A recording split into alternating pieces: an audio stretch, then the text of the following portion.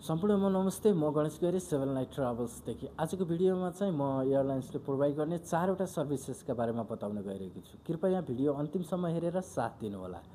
पहिलो नम्बरमा रहेको छ meal service. Different passenger have a different choice of a meal, so आफ्नो चोइसको मिल एड गर्नुहोला। तपाईँलाई भेजिटेरियन चाहिन्छ, नन भेजिटेरियन चाहिन्छ, बेबी मिल चाहिन्छ, डाइजेस्टिक मिल चाहिन्छ, फ्रुट चाहिन्छ, के चाहिन्छ तपाईँले चाहिँ टिकट बनाउँदाखेरि आफ्नो मिल एड गर्नुहोला।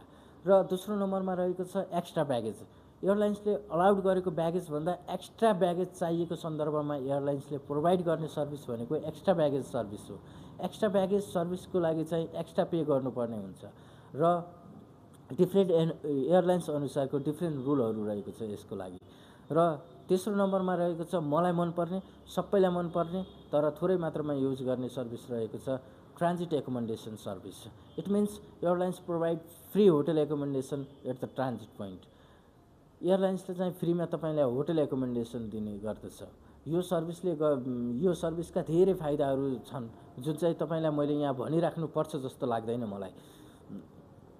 र कतिपय केसमा चाहिँ ट्रान्जिट भिजाहरू आवश्यक पर्ने गर्दछ।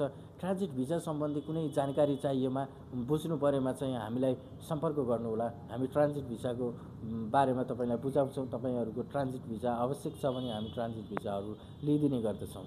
र लास्ट नट लिस्टमा रहेको छ फोर्थ नम्बरमा फ्री सिटी टुर सर्भिस।